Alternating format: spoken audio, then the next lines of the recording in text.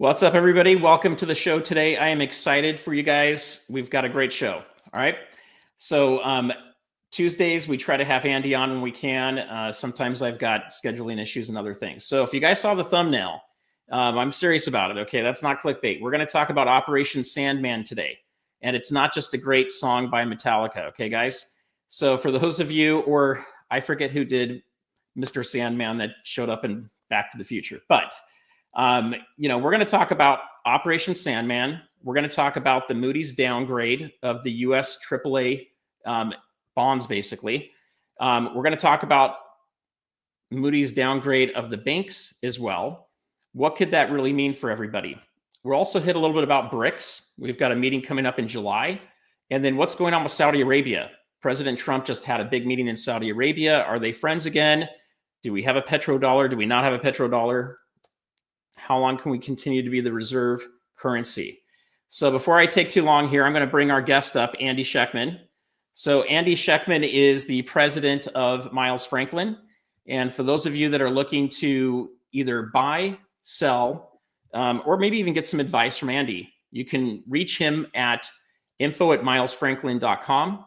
Just let him know Stacking Surfer sent you. There's a small benefit that comes to the channel, guys. And then also, in addition to that, you can put your phone number in there so that they can get back to you. Andy does do a lot of podcasts and he does a lot of traveling. So, he'll get back to you as fast as he can. He may have someone on his team, depending on your request, get back to you sooner. So, Andy, welcome to the show. How are you? Good to see you, my man. It's good to be back. We haven't done this for a little while. I know. Jake, how are you, buddy? Jake's Custom Parts, the best guy in the world. Oh, Jake is awesome. He's been helping me with other podcasts too. And I did a show with one of his silver friends on X the other day, which was pretty fun too. Yeah, those are fun because you can do the, what are they called? This is my fifth podcast of the day. My brain's kind of mushy. What are those things called? I forgot what they're called. I forget what they call them on X. A live deal where you talk, people can chime in and you can bring them up on the stage. I like that. I like doing those live deals on X. So if you ever want to do something like that, count me in. Yeah, maybe we'll get something set up. I'll talk to Jake afterwards. That'd be fun. So Jake, look for me on that. We'll deal with that. Couple quick reminders before we get started, guys. Questions for Andy, please put them in bold. They help my old eyes be able to see it. I know I don't look very old, but the eyes are old. So put that in there. If you have something super important that you want to get across, you can always do a super chat. Those are hard to miss. Don't go crazy putting a ton of money in there, guys. If you want to make a donation to the channel, great. But that's another way for us to flag it and see it. And then the last thing I'll throw in there too is have fun in the chat. You guys be respectful with each other. And we're going to have a great show. So Andy, I put down on the thumbnail, Operation Sandman. I saw another channel and a person that I know that actually you've had on before, Bo Polney. So he's a good friend of one of my good friends that's a doctor up in Newport Beach here. And I've actually had the ability and fun to have a couple lunches with Bo with a little group of investing guys. And he was talking about Operation Sandman the other day. And I thought that was interesting. It's something we've kind of talked about briefly on a couple of our conversations where we've talked about BRICS. But I'd love to see if you've got any updates for us. Maybe you could even explain a little bit what Operation Sandman is. And is it a real risk or is it just a conspiracy theory? It's never been substantiated, really. I mean, first time I heard it was on Mike Adams' show, and he's one of the smartest guys I know. It's 100+ countries that have agreed, evidently, to dump treasuries and dollars in a simultaneous, coordinated effort. Could it happen? Sure, it makes a lot of sense. It would happen after countries have sufficiently taken care of, gotten all their ducks in a row, because the art of, or the act of, dumping copious amounts of treasuries and dollars will cut off your nose to spite your face unless you have taken the proper steps of de-dollarization before you do it. But in terms of news on the BRICS, there's a lot, and I think a lot of people are missing really some of the very big things that have happened with BRICS that are huge, in my opinion. And if you'll indulge me, and I mean, it might take about 5 minutes to set the stage for this, but I think it's important. So what turned me on to the BRICS originally was learning about the Belt and Road Initiative, which is the largest infrastructure project in human history. China's attempt to industrialize Africa, Asia, parts of Europe, and South America. It's connecting through bridges and roads and railroad tracks and maritime channels, all of these countries. And it's, again, the largest, most ambitious infrastructure project ever happened. These countries represent currently roughly 75% of human population in and of themselves, 50% of global GDP. They're massively resource rich, largely under-industrialized. And the idea of the Belt Road is to connect these countries in commerce, having it patrolled by military and commerce. That's about it. But to build all of the infrastructure, the bridges and the roads and the railways and all that stuff, deep water ports in Peru and all this kind of stuff, and then come in and build the oil refineries and the gold and silver mines and all of the things that they would need to extract their natural resources and bring it to market and industrialize their communities and their countries. And largely it's been a success. Everything has challenges, and then I learned about the Shanghai Cooperation Organization, which is the largest financial and military regional organization in the world. Huge group, very influential, huge in military and in finance. Then it was the Eurasian Economic Union, all these countries that end in stan, like Kazakhstan. And the president of Belarus was saying, well, we need to get the Eurasian Economic Union and the Shanghai Cooperation Organization into the BRICS. The point I'm getting at, and I'd like to frame the reference of where I'm going with this, is that all of these entities, the Belt Road, 75% of human population, the Shanghai Cooperation Organization, a huge part, I don't know how big, 20, 30% of global GDP, of global population, they're big. And the Eurasian Economic Union, they are all very, very, very tightly aligned with BRICS. They may not be in the BRICS, some of the countries are, but they are all very tightly aligned and have, I would think, trade treaties with the BRICS. You'll see where I'm going with all this in a minute. And no one's talking about it. And I think it's the biggest deal since I started talking about this stuff 4 years ago. So that's what got me into it. And I want you to keep those things in mind. You have, just in those groups alone, along with the BRICS countries, you have 3 of the 4 largest nuclear arsenals on the planet. The majority of all of the production the mining of, and really the refining of all of the world's rare earths, the majority of all of the commodities from base metals to precious metals, all of the manufacturing capacity in countries like China and Vietnam, who just became the 44th country to fully apply to the BRICS. You have all the the majority of the trade routes, both on land and on sea. You have this huge swath, really, of legitimacy that needs to be taken very, very seriously. And if not, then I think it's a huge mistake. So, anyways, that sets the stage, right? Now, we talked a lot about the Mbridge on your show, which was the technology that was invented by China, Hong Kong, Thailand, and United Arab Emirates in conjunction with the Bank of International Settlements Innovation Hub, a Western institution, who at the 12th hour pulled the plug on them in a very embarrassing borderline espionage maneuver right after it was fully operational and was working. They say, well, we can't be part of any system that, even if we help develop it, that would allow countries to circumvent the Western sanctions. Like I often joke, they just realized that Russia was the RMBRICS. Well, they did this at the 12th hour and said, we're pulling the plug on Mbridge. Well, the technology is Chinese. And so they came out, they reinvented it in essence. and it's called the RMB renminbi cross-border settlement system. Okay. It is the Mbridge. So now we have all of this in mind as I continue. Got all of this swath of human population that represents the majority of it, the majority of GDP, and a very legitimate foe in and of itself. Now, they're not all part of BRICS, but they're aligned with BRICS. Okay.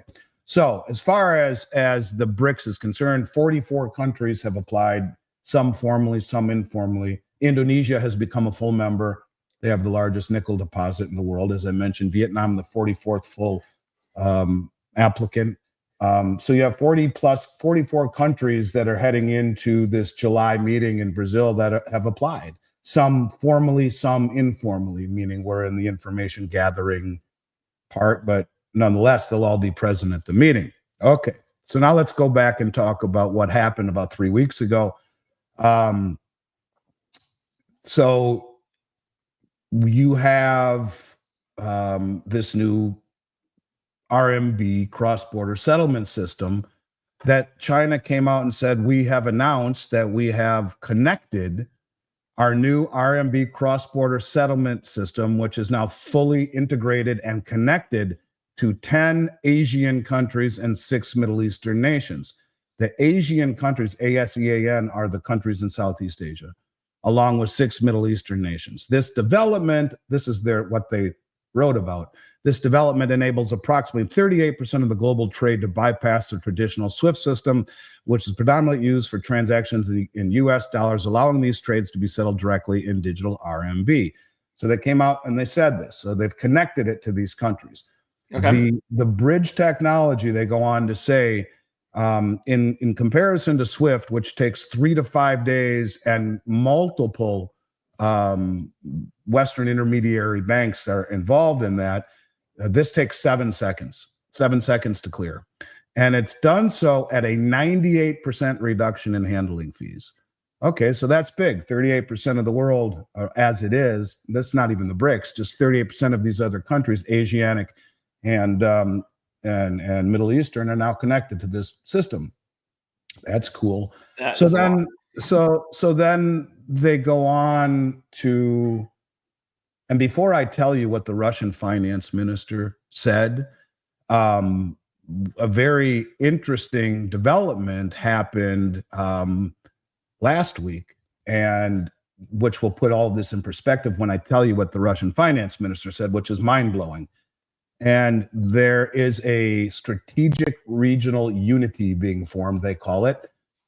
And I'll just read to you the paragraph that came out of a Middle Eastern and a Chinese news source that I follow. And it says, strategic regional unity. Former rivals are now forming united front with mechanisms like the Chiang Mai Initiative, boosting intra-Asian financial coordination, marking a decisive move away from the U.S. financial dominance. Asia is leading the charge. China, Japan, South Korea, and Asian nations, those who are just connected to the cross-border payment system, have jointly committed to reducing dollar dependence, expanding trade in local currencies, and resisting U.S.-centric protectionism. So you got China, Japan, and South Korea. These are former rivals. And then the Asian nations, it's probably the 10 that have been connected, have jointly committed through something called the Chiang Mai Initiative to reduce dollar dependence and expand trade in local currencies. Well, what is the bridge technology? It's allowing countries to trade amongst one another in local currencies free from SWIFT interference and settle imbalances in gold. Cool. That's all cool. We talk about the 10 Asian countries and the 6 Middle Eastern nations, all that stuff. Trade settles in 7 seconds. It is the bridge technology. You have 44 countries fully or partially applied to BRICS. You have Indonesia, who's now a full member. All this stuff happening. That's great. 2 things that put it all together. One, people would always say that the Chinese don't want to industrialize or internationalize, rather, their yuan. The Shanghai Metals Exchange just came out and said they're in the process of expanding their infrastructure to starting with Hong Kong and Saudi Arabia, and they're moving to other parts of the world. They are going to open up branches of the Shanghai Metals Exchange. So let's look at it in the context of Saudi Arabia or Hong Kong. They're able to trade with both sides, and for whatever you buy oil with yuan and settle imbalances in gold. And now that the Shanghai Metals Exchange will have a hub in Riyadh right there, or right in the hub of Saudi Arabia, they can just pull the gold right out of there. You settle imbalances with gold. You trade over the bridge technology with your local currencies, and the SWIFT that has no idea how much trade you're doing. They're not part of it. It's not compatible with this. Well, that's big. How about what the Russian finance minister said? Now, everything that I've just said, keep in mind, the Russian finance minister, let me see if I can find his exact quote. I may not be able to. I might not, but I can paraphrase it if not. Okay. He basically came out and said, I don't think I have it here. Let me see. He basically came out Andy, before you do that real quick too, just to remind everybody, the United States basically, we weaponized the dollar and the SWIFT system with Russia a few years back, where we basically seized their funds and didn't allow them to use those anymore, which led us down a lot of this pathway. So, there's some beef there, and it's beef that we really did start. Correct. And I often wonder if it was done so intentionally to reset the system, to push everyone away from dollars so that they do an Operation Sandman, so that when everyone dumps dollars and treasuries at the same time, interest rates spike to the moon and the whole thing resets, and they say those sons of bitches did it to us. Because Richard Russell, my mentor, used to say 15 years ago, the Fed is trapped. They can only inflate or default. Inflate or die, he always used to say. There is no other option. We've already crossed the Rubicon. And so how about option 3? Find a villain. Those sons of bitches did it to us. And then you unite. And I'm going to bring all of that home when we talk about what's happening here in the States. But here is the statement on the new BRICS payment system, a dollar-free trade future. Brazil, as a 2025 summit chair, has proposed a new BRICS payment platform for both member and non-member countries. Both. That's huge. Member and non-member countries. Their system would be independent of SWIFT, the US dollar, the euro, and the British pound. So you can see who's being left out: the dollar, the euro, and the pound, the West. Russian Foreign Minister Sergei Lavrov emphasized that it will be open to non-member nations, potentially accelerating de-dollarization on a global scale. All right. Belt Road Initiative, 75% of human population, resource rich. Shanghai Cooperation Organization. I could probably ask Chat GPT. My phone is just really screwed up. Keeps blinking. What percentage of global GDP is the SCO? And we find out that it is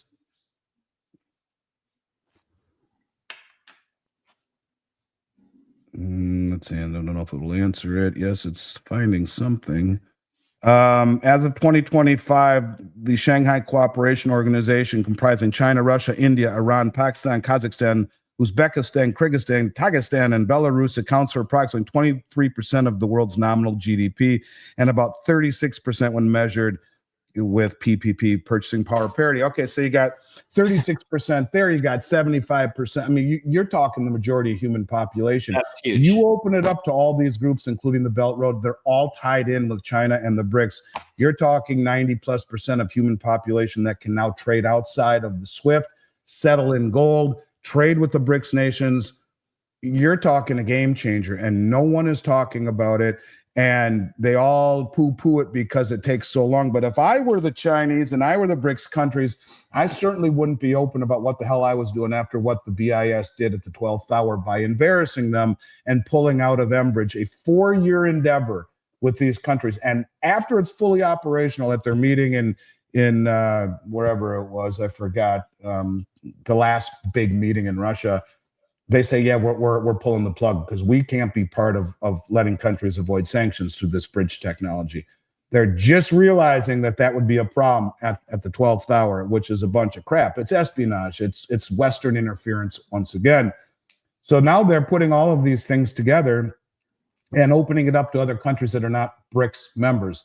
You put it all together, almost all of human population, the majority of all the commodities, the majority of all the refining, the majority of the world's manufacturing, you know, huge military prowess on land and on sea trade routes, on and on and on and on and on. It grows by the day. Anyone who poo-poos it, I think, is being silly. Now, it isn't going to materialize immediately, but you can see that this is how they do things.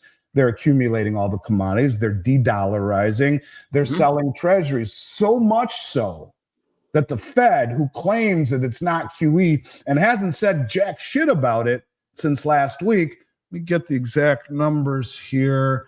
Last week, the Fed came in quietly and bought $20 billion in 3-year bonds, $34.8 billion in 10-year bonds, and $8.8 billion in 30-year bonds.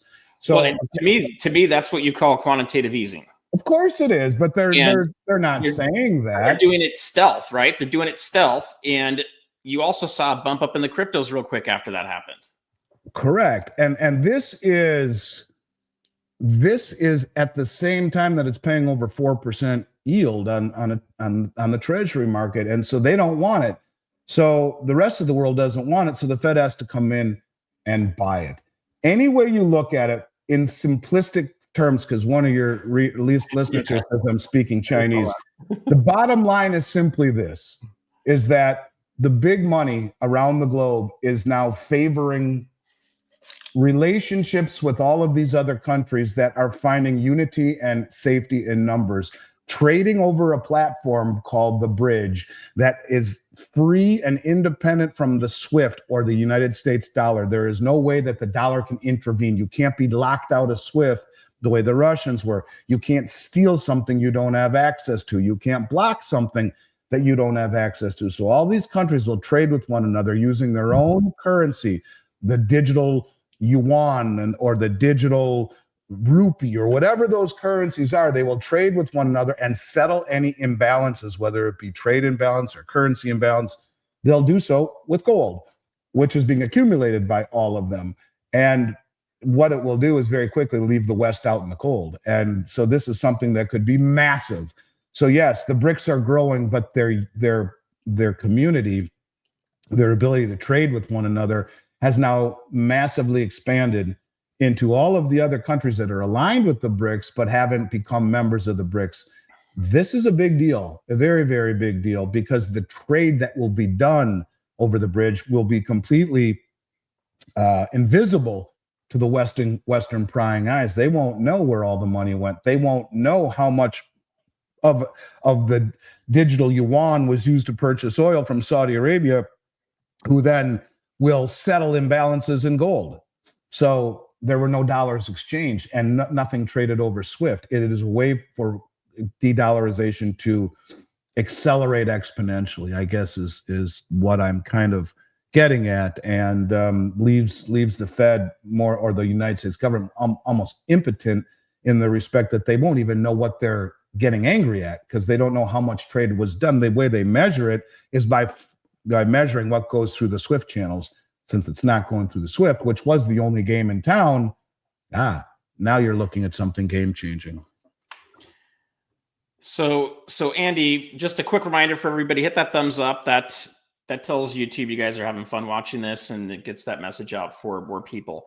And there's a reason I have Andy on these shows, guys, and we try to get him on as much as we can. Not enough people are talking about this stuff. You're not going to hear it on the ABC, NBC, MSNBC news channels. You won't even hear this stuff on Fox. They're not going to do it. And one of the reasons they can't is they don't want to freak people out. Now, as Andy said, I cannot tell you guys, and Andy cannot tell you that Operation Sandman's legit, that it's going to happen, or a date. It may not. The key is be aware of things that can happen out there. Be aware of things that, and how that might affect you. Okay, so as Andy's saying all of this, if all of a sudden the United States has a lot of bonds coming back from all these other countries, whether it's as many as he just alluded to, which to me sound like everybody but the G7, pretty much. And even at the G7, some of those guys may dump them if they think that it's going to happen anyway, because they don't want to lose all that money either. So situations like this, situations with the Fed or the Federal Reserve, our central bank, all of these things can affect us drastically. If the Fed is doing more of what they just did a couple of weeks ago, as Andy said, which was buying a bunch of, I think they're buying a bunch of the bonds back. If they start getting into buying mortgage-backed securities again from the banks and other things like that, all that's called quantitative easing, and that's where a whole bunch of cash is getting put into the system, which is basically like printing money. You're going to see your dollar's purchase power go down. Your Coca-Cola is going to turn into $5 pretty soon. We're almost there, especially if you're at a restaurant. And if you don't have things like precious metals, you're going to continue to lose purchase power. Okay. Cryptos can do it to a degree as well, depending on how well the stock market's doing, because it really follows that much more closely. But Andy, I bought gold a few years ago at $1,800, and it's not worth $1,800 anymore. Right. We had to go up to 3,500, and it's come back a little bit, but I still think we could potentially see 3,500, 3,700, maybe even 4,000 by the end of the year. Yeah, I completely agree. And my daughter is banging on the door here. Give me 1 second. No problem. All right, I'm coming back. All right, guys. So I'll show myself for a minute here as he's waiting. Anyway, all this is really important information for you guys to have, and I want to make sure that that you guys are aware of it coming up. So, as a few people have put into the chat, if you've got questions, we might be getting too technical in some of the jargon. Ask us. Put it in the chat. If you're watching this on a TV and it's too hard to use the remote, grab your cell phone, grab a computer, use that for the chat. Okay. That'll help you guys do that. Also, for those of you that haven't hit the thumbs up yet, go ahead and do that. Just a quick reminder, I'm doing live streams every Friday at 2 o'clock Pacific, 5 o'clock Eastern. If we get up to 100 thumbs up, we'll go ahead and do some silver gauze on that day. And I've got Andy. We're going to bring him back up here, and we'll go from there. All right. Now, you had said something that I wanted to comment on. My daughter all banging on the door. You had said something that I wanted to comment on. What were you just saying? I'm so sorry. See if I can. I mean, my brain is, like I said, it's mush today. Okay, I'll be quick on it. First, what you described to me was everybody but the G7, which is basically our European partners. Right. Okay. If we may not see an exact Sandman, guys, the way. Well, let's stop right there for one moment. Yeah. So, as of this week, China has now moved from number 2 largest bondholder of our treasuries to number 3. Okay. And they were replaced by the United Kingdom, which is basically the largest debtor nation in the world. The United States is selling its debt to the second largest debtor nation, the United Kingdom. It's as Vince Lancy, one smart dude, says, it's two drunk guys leaning against one another trying to hold each other up. Great. Think about the stupidity of that one broke insolvent country is buying the debt of another, which is completely and totally obscene. It's just, it's stupid. And so I think that's something that people should keep in mind. Countries like China are selling our treasuries and buying commodities, and members of the G7 in particular, like England, is buying our debt. And they wrote a report a year or two ago saying that we are completely screwed, they being the United Kingdom. An analyst said almost everything that we need natural resource wise, we have to get from other countries, including our electricity. So, they're dependent, and that's the same problem that we find ourselves in. We are resource rich, but we mothballed so much of it. That's why what Trump is doing, it's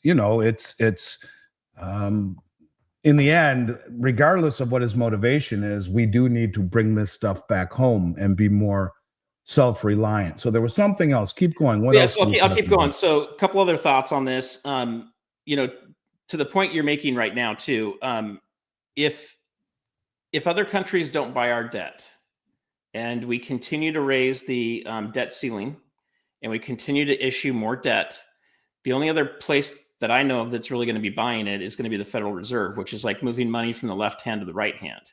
And at some point, someone's going to say that's not good enough. We're not going to deal with that, right?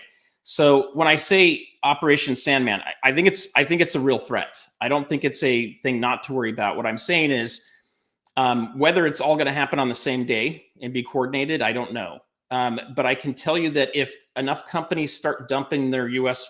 T-bills within a certain period of time, you could see China go from being number 3 to number 4 to number 5. Other countries are going to be like, crap, I don't want to be number 2, number 3. They're going to start deprecating that too, which means getting rid of them. But that was one thought I had. The next one I had, kind of going off of, off of the Fed, I guess, to a degree too, is we haven't seen a lot of quantitative easing. We've seen some of it, and it's been very stealthy. It's been very hidden. And what you end up seeing with this is you'll see a bump in the cryptos. You'll see a bump in the stock market because cash is coming in and cash finds a place to go. You might even see a bump in gold to a degree as well. But we've had all this gold coming back into the country. We've had a threat by Elon Musk and President Trump that they're going to audit Fort Knox. They haven't done it. We haven't heard anything else about it. To me, it looks like that was really a ruse and calling the bluff of the banks to start bringing the gold back home that wasn't here. So something might happen with that still. But I can tell you that if Operation Sandman happens and we don't have the gold we say we have, it's going to be ugly.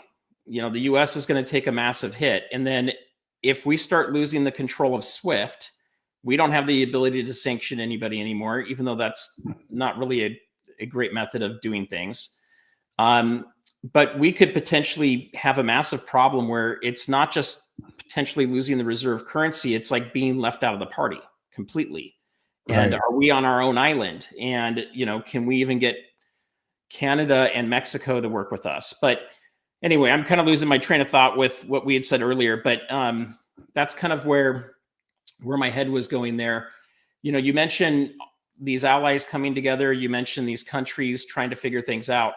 The fact that they opened it up to non-BRICS nations is what's really scary, because what that allows for is that allows for the G7 and other countries that are on the fence that maybe don't want to tick off the US by joining the BRICS nation, but it leaves them the ability to potentially jump ship if they need to. Right. No, 100%. And a lot of them are straddling the line, Saudi Arabia being one of them for sure, who was a full participant of Mbridge, the 5th participant, even though they weren't one of the developers. They were the 5th full participant of Mbridge right before it was, blown up by the BIS. And then you look, to your point, at how much gold has been coming into the system. It's unprecedented. I guess I should say that during the previous administration, I would say it's too stupid to be stupid all the time, because the shit that they were doing was too stupid to be stupid. You know, only an idiot would allow our borders to be wide open, literally wide open, and millions of people pouring in. That goes along with Cloward-Piven theory, where you destabilize the whole system and create a loyal serfdom of voters that will never vote Republican again and overwhelm the inner cities and all that stuff. People should check out the Cloward-Piven theory. By the way, it was taught by a husband and wife professor at Columbia, and it was interesting that Obama went to Columbia right around that time, maybe a little after, but so did Madeleine Albright and Bill Barr and a lot of these thought leaders and politicians that made the decisions. But, you know, the lawlessness and stuff I rallied about all the time, I couldn't stand it. You know, I'm a byproduct of meritocracy. I outwork people, and I always have, whether it be in athletics or business. I'm not the smartest, I'm not the best athlete, but I worked harder and I had great success along the way. That's meritocracy. That is the American dream. Work your ass off, keep your nose clean, and you can win. And the fact that they usurped that for lifestyle, my parents were hippies. My house smelled like weed my entire life. The shit I saw with my older sister and my parents, right out of a movie, man, about the 70s. So I understand lifestyle totally. I respect lifestyle, but that doesn't substitute meritocracy. he or she who works the hardest, is on time, gets along with people, presents well, is thoughtful, all of those things. Well, that should matter, not, who you identify as and those kind of things. And I'm someone who sports has defined my entire life, most of it, until I got, here. And when I watch, like the guy that won all the college swimming, I support lifestyle, and people can do whatever the hell they want behind their closed doors. But if I had a little girl that I woke up every morning at 6 a.m. to bring her to swimming lessons and worked my ass off along with her to get her to where she wanted to be, only to be destroyed by a man. I mean, all of these things drove me insane, enough to where I left Minnesota.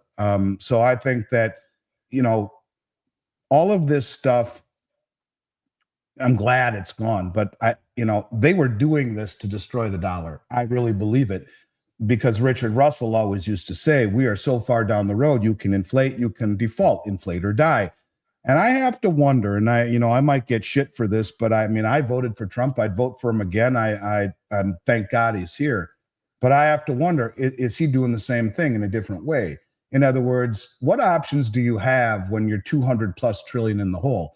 Now everyone talks about the 100, and we got our it's not 37 trillion or 36 trillion. It's way bigger than that. Right. Well, Medicare, Medicaid, Social Security, and the pensions, retirement accounts for the government and the military would put us well over 200% debt to GDP, not the 137 that they're saying by 2035 we will have. Therefore, we're downgraded. There's never been a country that crossed 130 that ever came back from it. They either default or hyperinflate. And so, we're broke, we're insolvent, and the government understands. They've even talked about it, whether it be the vice president or even the White House themselves have written letters about the concept of Triffin's dilemma, the Triffin dilemma. And that's an economic theory that basically says that if you are the world reserve currency, you will always run a trade imbalance. Always. Period. End of story. Full stop. You cannot supply the world enough dollars just by buying shit all around the world. You have to export dollars. Yep. The demand for dollars continuously makes our dollar strong in relation to every other currency. You cannot have a weak currency and be the world reserve currency. It doesn't work. So if you have a super strong currency against everyone else weak currencies, it makes sense then to send your manufacturing to those countries at a much lower cost of production, right? This is why we've eviscerated our manufacturing. It's all been offshored to save money, to make Wall Street and the stock prices of these corporations very high. Along the way, we expect these countries to take our treasury bonds with excess reserves, right? What does that do? Suppresses interest rates, keeps asset prices high in a low interest rate environment, makes our goods cheap that we buy with our paper dollars. We buy stuff all around the world with our paper dollars, which then strengthens the dollar, which then we want them to put the money into treasuries, which lowers rates, which keeps asset prices high and rates low. So that's the benefit of being the world reserve currency, living beyond our means, because the dollar is strong, goods are cheap, rates are low, asset prices are high. You put rates up high, what's your house worth at 12% versus 3% mortgage? What's it worth at a 12% mortgage? Or right now at a 7.5% mortgage, 2.5 times higher. Well, we're all about to find out really soon here, because we're just about to hit 10% loan rates if we're not careful here. That's the point. So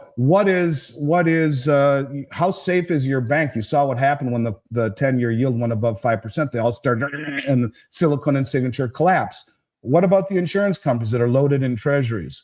All of these institutions are undercapitalized and over-leveraged in interest rate sensitive investments. So someone put in there a few minutes ago that the Fed balance sheet was at 9 trillion and now it's down to just below 7. Well, great for the Federal frickin' Reserve. What was it in 2008 at the great financial crisis? 800 billion. So it went from 800 billion to 9 trillion, now down to just under 7. And they just bought another, a whole bunch, 50 plus billion. But the point of it is, what did they buy? Everything they buy is either treasuries or mortgage-backed securities. What does that do? Lowers interest rates and mortgage rates. Oh, That's interesting. So they suppress the shit out of the interest rate market that makes your goods cheap. What happens when rates rise? Got a problem, Houston, don't we? So here's the point. Could they be trying, or do they realize? So they've written articles, they being the White House, that Triffin's dilemma is such that maybe being the world reserve currency is a detriment, not a benefit. The vice president has said that out loud. The secretary of the Treasury, Besant, has said what? There's going to be a new Bretton Woods during this administration. What is Bretton Woods? It's the monetary system where the dollar is the world reserve currency.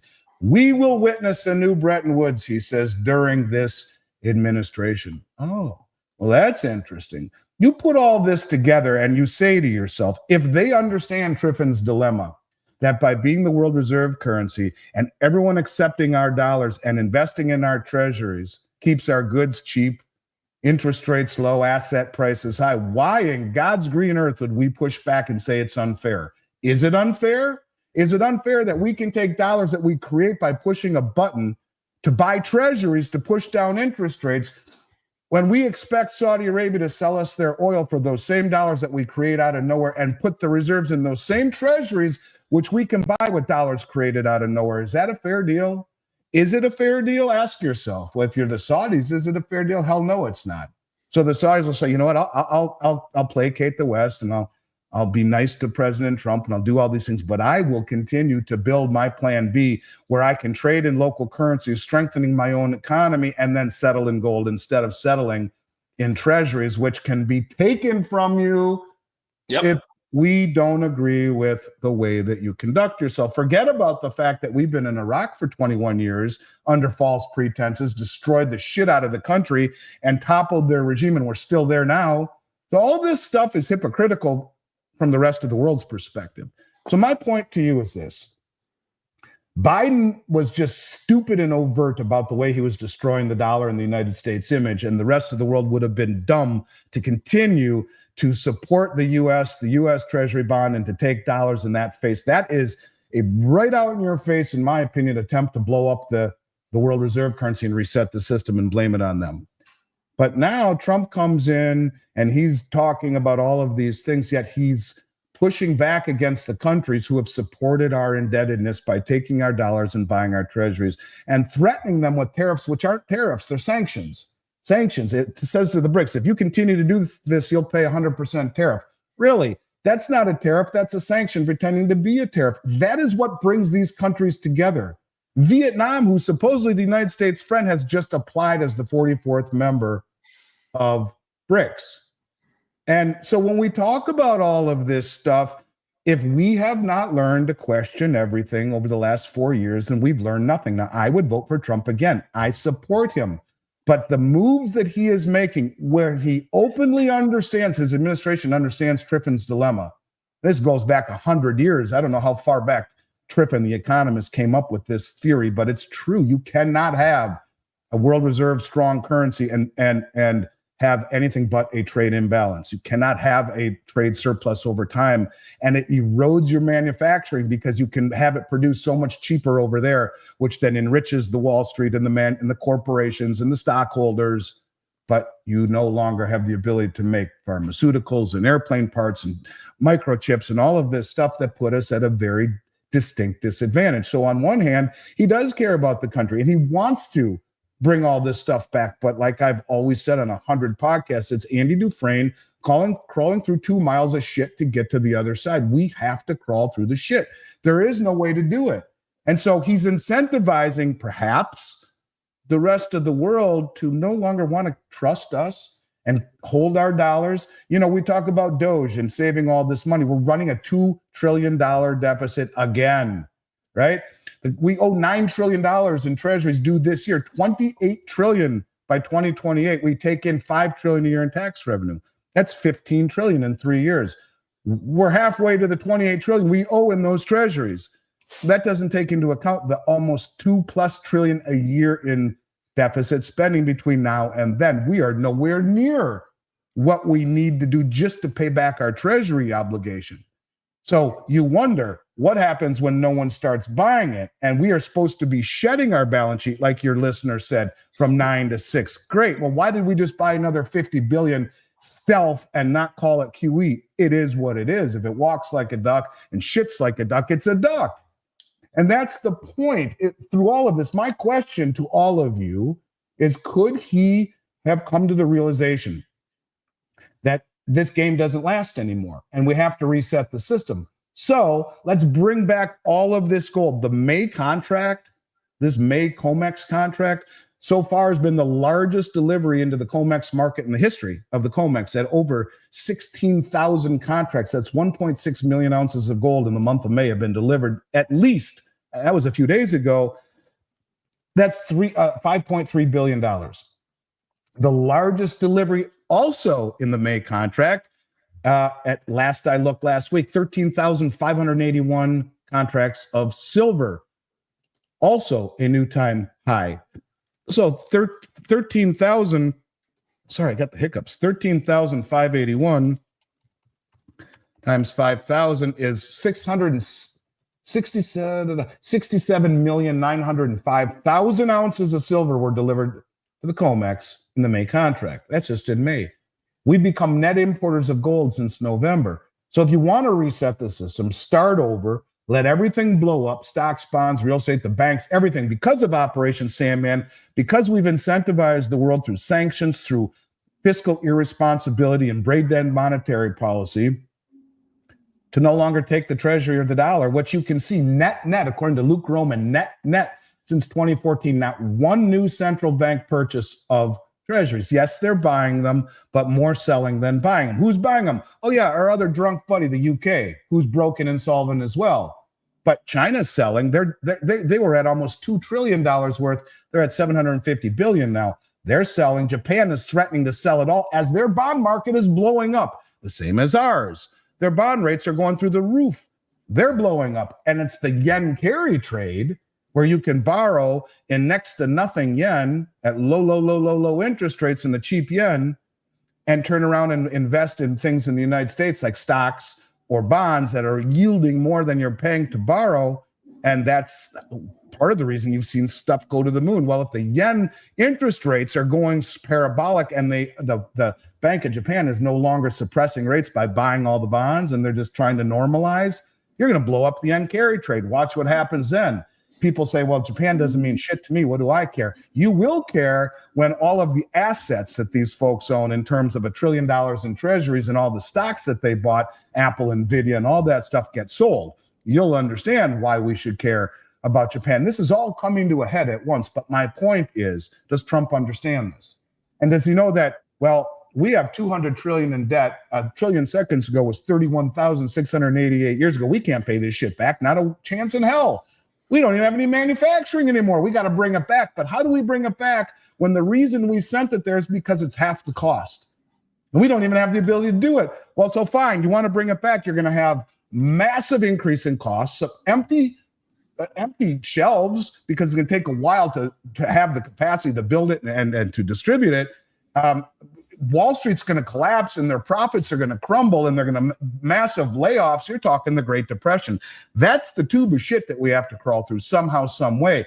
So instead of doing it slowly, maybe they're trying to entice an Operation Sandman where everyone dumps it like that and everything collapses and Trump comes on and says, listen, we all have children and grandchildren. We want them to have opportunities that we once had.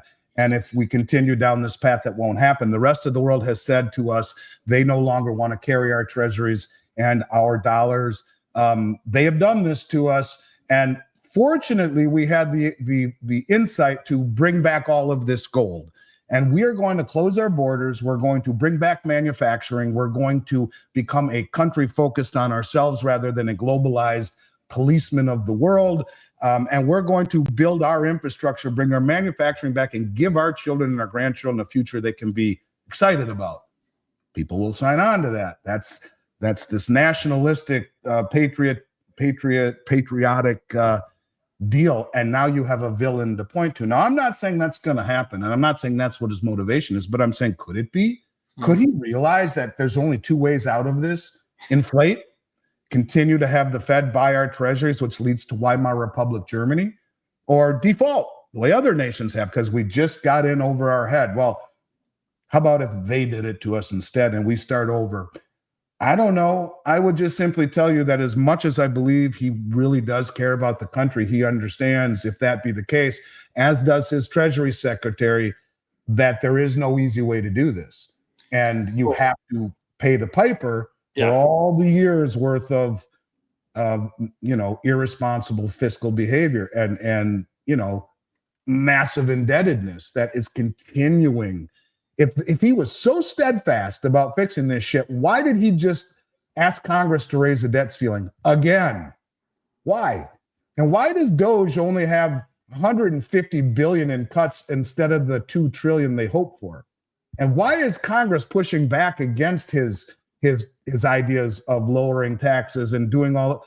Because it ain't an easy path. These people are addicted to spending, as are their constituents. So maybe the only way to do it is to rip off the damn Band-Aid and incentivize the world to dump dollars in treasuries through our behavior. Now, I'm not saying that that's what's going to happen, but I'm saying that I could make the argument if I were writing a movie right now based upon all the things that I see. And I think he's a hero in all of this, the only one courageous enough to do it, to have a world that his granddaughter and grandchildren can grow up in with opportunity, because otherwise we're in big trouble. And that's just the truth of it. So I'll let you give me your take on this, man, because I don't know how else to interpret it other than to say he's pushing the world away from us with coercion, with debt creation, with sanctions, with just stupidity. So as much as I like him, I would say that his plans are having a counter effect to what he's trying to do. And you can see that by the Fed having to come in to support a bond market that is on the verge of breaking down. I agree. So real quick, I want to give a quick shout. So Andy, that was awesome, by the way. I'm going to create a bunch of shorts out of that because you just gave us some very good knowledge. So quick shout out to Jake's Custom Parts. Thank you for the super chat. That's awesome. Really do appreciate that. And we had another one in here. I just need to make sure I call out real quick. From Welcho Co. Services for $2. Thank you.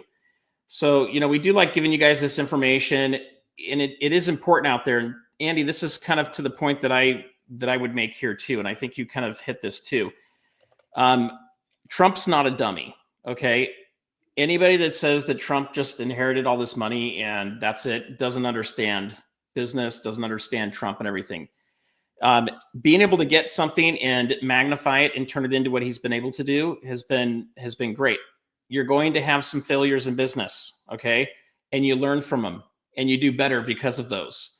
And one of the sayings in business is fail quick and often. And if you can do that, you're only going to keep getting better at what you do. I think Trump's smart. I think I went back to the videos with him and Oprah Winfrey back in the, I think, mid 80s, maybe 85, 87, somewhere around there. And at the time, Donald Trump was a Democrat and Oprah Winfrey saw him in her camp. And so everything was pretty positive there. And the question that was brought up to Donald Trump at the time was, would you ever run for president? And he basically said, I don't want to. I never want to be president, but if I have to, I will. And I think what's happened here, Andy, is I think he's aware of how messed up everything is. He's seen that Congress isn't willing to give themselves term limits. They're not willing to take away insider trading. They're not willing to give themselves the exact same health care as Medicaid and Medicare. Okay, they just don't do things. They spend all of our money. They tax us like crazy. I'm working on other side businesses because my W-2 income is getting taxed at 40%, state and federal. And that's after I make a bunch of donations and get a tax break off of that. And then you add in my property tax and everything else that's in there, I'm about 50%. So 50 cents on the dollar is out the window for me. And that's a huge issue. I left Minnesota for the same reason, my man. Just saying. Right, we're working on it. So we're working on that to find a better jurisdiction. And I know a lot of people say, Surfer, why are you still in California? Well, we got health reasons and other stuff here. And just a side note, my son's got a treatment that's $60,000 that's supposed to be covered by the state of California. Well, not state of California, but the state of California requires insurance companies to cover it. And we're going to have to go fight the insurance company, probably get an attorney now to deal with this because they're denying him, which just stinks. Once that's done, we can look at other places. But the point I want to make is I think President Trump understands what's going on, and I think he's playing 3D or maybe even 4D chess to the point where he's going to let what was going to happen anyway happen, and he's going to get prepared to come in and be able to help. Other people are going to try to blame him for causing it. This has been going on since the Federal Reserve got started, just so you guys know. It got worse in 71 when Nixon took us off the gold standard. And it got super bad a couple of years ago when we went and printed trillions and trillions of dollars of debt that we were aware of, and then even more trillions of debt that we were not aware of. And so it's just a mess. And kind of the last point I wanted to make too from what you were saying, Andy. So I'd agree with you on the Trump thing. I think he's going to find ways to fix things, but he may know that it has to break first. And we've got to hit bottom. It's kind of like your relative that might be a drug addict. You know, sometimes you got to let them hit the bottom, and then they need to want to get rehab to take them into rehab, or they're just going to relapse. And that's kind of how that goes. Second thought is looking at places like Saudi Arabia and other countries that have a lot of our bonds, China included. If they do Operation Sandman and they go to dump all these bonds, they have to have a new currency like you've discussed, and it has to be backed by something hard and physical, in my opinion, gold, maybe a basket of a few other things, in order for them to still have money after they dump those bonds, because that would just hurt them very badly. But if they have that, would we see the price of gold and silver move? What do you think there? I would think absolutely you would, because you would see the dollar fall, and so everything relative to the dollar would rise. Everything. Things don't just, the values are not calculated arbitrarily, Surfer. They are calculated in the lens of the currency you look at them in. Dollar that would then be forsaken would be dumped globally instead of accumulated globally, which is the crux of the of Triffin's dilemma. If everyone dumped dollars, now all of a sudden the dollar is weak, and anything that is valued in terms of dollars is strong. You know, you let's look at it the other way. The consequence of having this dilemma that we've had of you know, constant inflation. Well, let me just say it another way. Gold will continue to move higher, and in my lifetime, you know, look, when Nixon closed the gold window in 1971, gold was $35 an ounce. 2-3 weeks ago, it hit $3,500 an ounce. What does that tell you? That the dollar lost 100% of its value against gold in my lifetime in 54 years. 100% of it. Now it's backed off a little bit at 2,300 and or 3,300, 3,302. We're back up to 3,300. So it's less, it's 99+% of its value has been lost in one generation, and it's continuing to lose value. So I don't know. It's one of these deals where I think when you measure things in dollar terms because of a strong dollar, or because that in terms of gold, the dollar has been relatively strong. It's masked. You look at almost every currency on the planet, and even silver is at all-time highs against almost every currency, and it's nowhere near its all-time high here because the dollar has been irrationally strong as a byproduct of being the world reserve currency.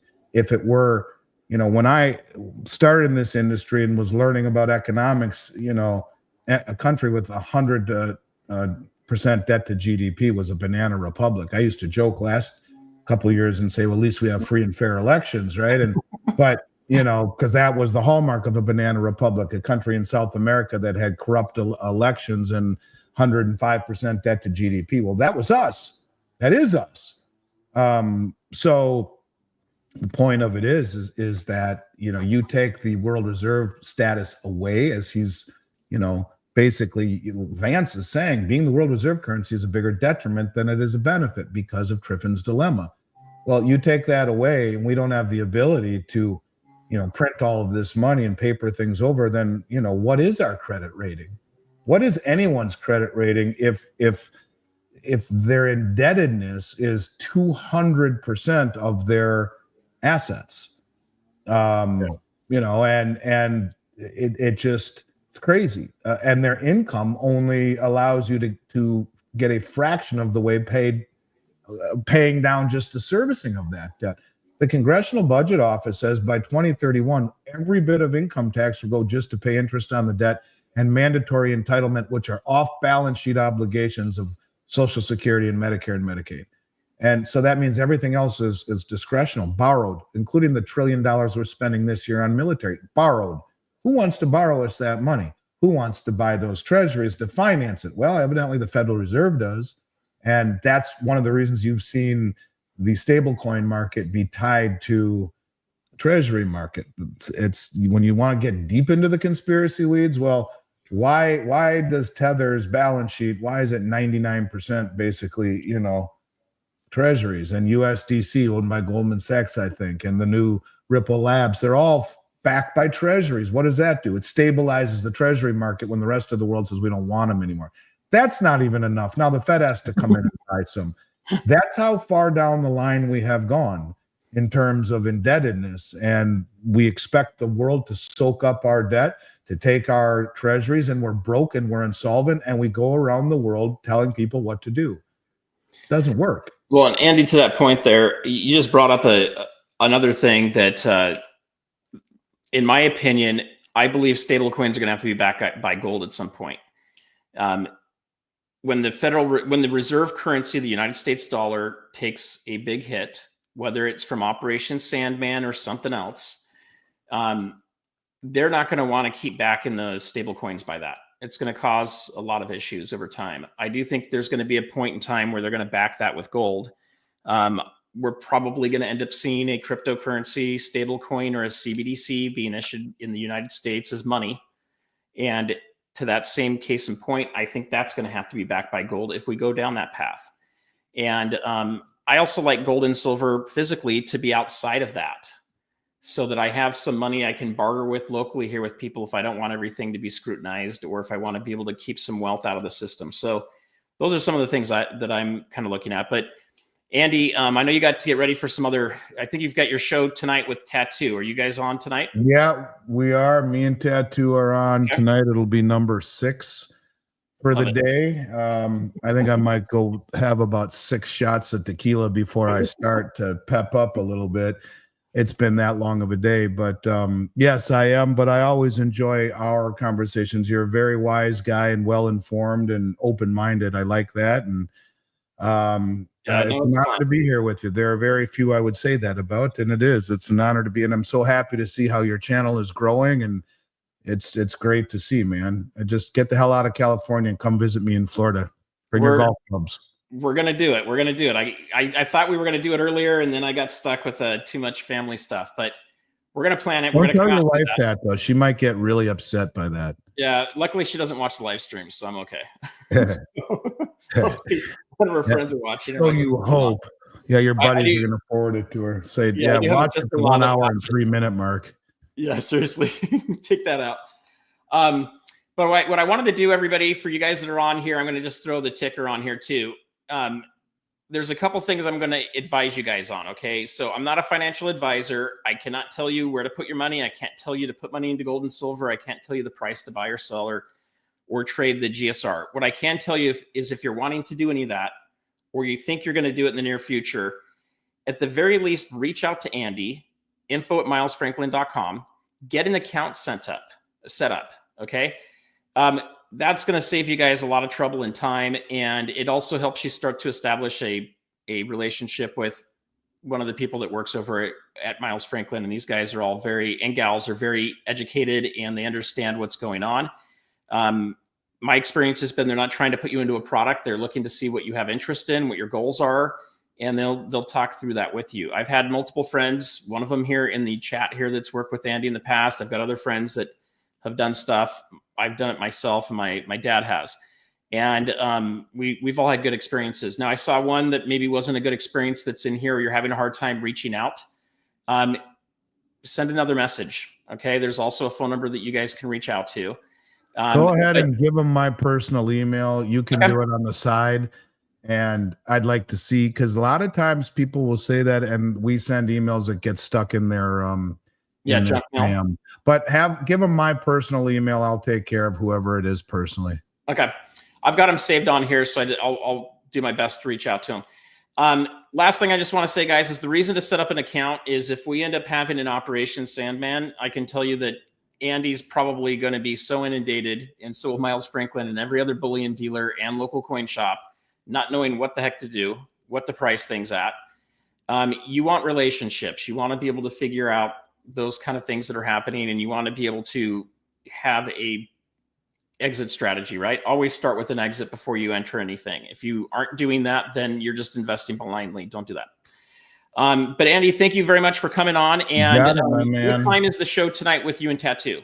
Hour and a half, 8 o'clock, which interferes with my Timberwolves playoff basketball game. I'm none too happy about that, but so no one tell him the scores in the chat. Yeah, I got to do all. It'll be on in the background. I don't care what anyone says. I mean, I get the priorities, man.